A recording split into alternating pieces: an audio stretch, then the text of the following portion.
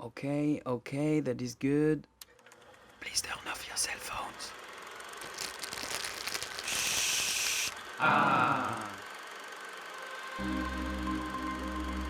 Here comes Man in Black, the one that you remember.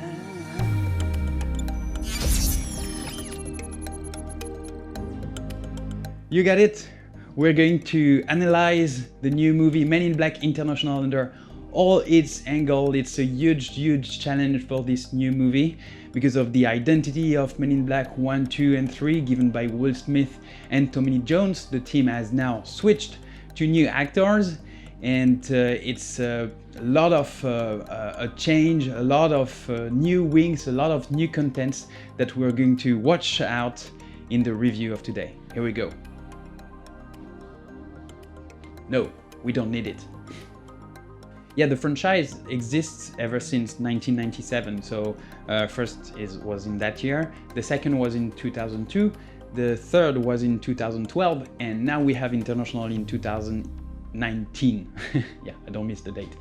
And yeah, it's a big risk, you know, to make another movie without the same actors, without the same environment. What happened? It's not the former actors are not out, they are not dead, they are not replaced. It's really not a sequel of number 1, 2, 3. Well, it could be because it's a new episode of Men in Black, but it's more like an add-on, a spin-off that we have now of number 1, 2, 3 with this new episode where we still have the same story, and this is where the risk is actually for this movie. It's like they deal with the same story. It's Men in Black, so you can't do anything else than dealing with aliens coming to threat planet Earth, and the organization is now dealing with the new threat. What happened though, what is new in the Men in Black International is that there is a mole in the organization, and this is the new content that we have in the story. Like, the story changes a bit, there is a new angle that is approached, and it's rather nicely done. So we switch from J and K to Agent H and M. No, it's not Bren. I didn't want to mention the Bren. Okay. Anyway, so H is Chris Hemsworth and M is Tessa Thompson. What happened is that in the movie, the story starts with no spoil. Don't worry. It's just like the trigger. They need to get a stone from an alien that allows them to protect planet Earth, to prevent planet Earth from aliens' threat. It's Avenger? No, it's not Avenger, it's Men in Black. What I like about one character, the one of Tessa Thompson, Agent M, is that we go deep into her character since she was a child, in her childhood, to understand why she wants to join the organization and why she keeps believing Men in Black exists. And it's a cool part of the movie where you build the character of Tessa Thompson, and I liked it. Though what happened is that I think it's for the sake of the story. Actually, it's just like I would have liked more to see why or how Agent H, Chris Hemsworth, and Agent T, Liam Neeson, came in the organization. Like, they are here and that's it. So you'll understand why you'll understand why when you go to watch the movie. But still, I would have liked to find a balance between saying nothing, almost nothing, and the balance with explaining everything. What was hard for them is that, as I said, like Men in Black has built a strong identity, we have strong anchors brought in by and built by Will Smith and Tommy Lee Jones. And the fact that the team has switched, when you look at the movie, it's like you can't help thinking about these anchors and this identity, and you can't help compare them. So you have to be a bit tolerant regarding what new they bring in, because we still think about the former character. We still make the parallel with the other characters. So yeah, I like them, but I need to say that I prefer Will Smith and Tommy Lee Jones. But you really have to be tolerant because Chris Hemsworth and Liam Neeson gives really in their personality, in their characters, and I really liked it. So now what about the content? The new contents that we can see in Men in Black International that we didn't see actually in number 1, 2, and 3. Well, the villains have a new form. Actually, not the new form, they still take the form of humans, but they are twins. And when I saw the villains, I was like so excited because I know these two guys. I mean, not personally, but I knew these two guys. They are two dancers. They are practicing hip hop, and they won the Just Debout, which is an international contest of hip hop in 2011. That is like one of the best competition ever in hip hop. And they started to be famous in France because they made in, I think it's in 2007, 2008, they made the French version of America's Got Talent or Britain's Got Talent or whatever country's Got Talent.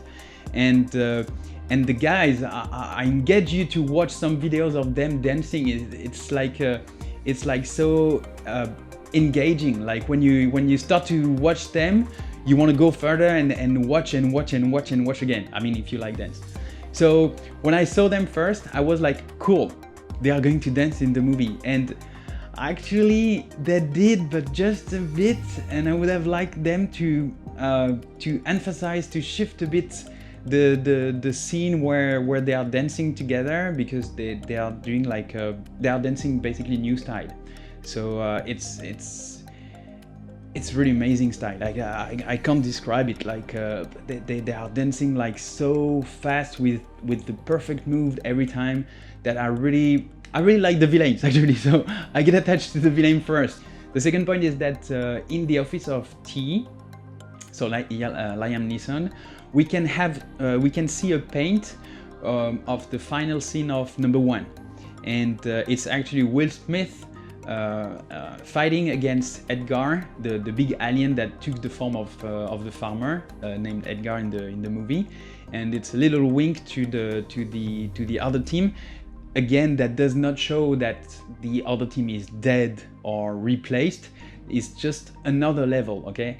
So ensure it's like the structure of Jason Bourne, okay? You had 1, 2, and 3, and then Legacy. It's like a spin-off. It's not a sequel of number 1, 2, 3. So Men in Black works the same. We have another link is Agent O, who is Emma Thompson. She played in number 3. She was the super chief, the chief operational executive, whoever you want at the top of the organization. And we see her again in Men in Black International. So it's the second link we have. And as superheroes, like the Men in Black International is really well furnished, you know, because we have actually Thor coming in, plus Tessa Thompson, who played also in Thor Ragnarok. So it's like a brand new team with guys who are already like not rookies in terms of superheroes. So Men in Black is well furnished, and the movie is really cool. It's a good moment. What I like about the game of, the character, the play of Chris Hemsworth is like he does not try to do Will Smith again. He tries to be like to give his own humor to the character. Though there are some silly jokes that Will Smith could have done as well, but it goes very well with Chris Hemsworth. So I really liked it, and okay, as a filmmaker, what I really liked is that they worked out very well, and they put a lot of hard work on lightnings, and I really like the way they did on secondary lights, the way they add like a really diffused soft lights on the characters on the scene, and for that is like some techniques that you don't see in like blockbusters that are only like just to make a movie and make money, you know. So I really appreciated that, because on some scenes you can you feel yourself comfortable watching the scene because you're like, wow. And I was like, wow, looking at everywhere on the screen, not only at the actors, because I was really interested to see how many sources of light they used. So now, we're not going to forget at all the podium of last week, but the question is, did Men in Black made his entrance on the podium? And the answer is yes, Men in Black is on the podium, directly in third position, so it means now we have number 4, Aladdin, and still number 2nd, we have Avenger, and in first position, still Fighting with My Family. So as you can see, we have a new ranking because number 8, 7, and 6 has now disappeared from the top movies because I created a new category, flop movies, and so we have in third position Pokemon Detective Pikachu, in second position Godzilla King of the Monsters, and in first position X-Men Dark Phoenix. So this is it, we have our top movies and flop movies. But as usual, what I need to say is that you may share my opinion about the movies, you may not share my opinion, so what I suggest is that you make up your own mind and go to watch one of these movies, maybe all of them, even better. And for us, for me, I tell you, see you at the next review. Bye bye. Don't forget.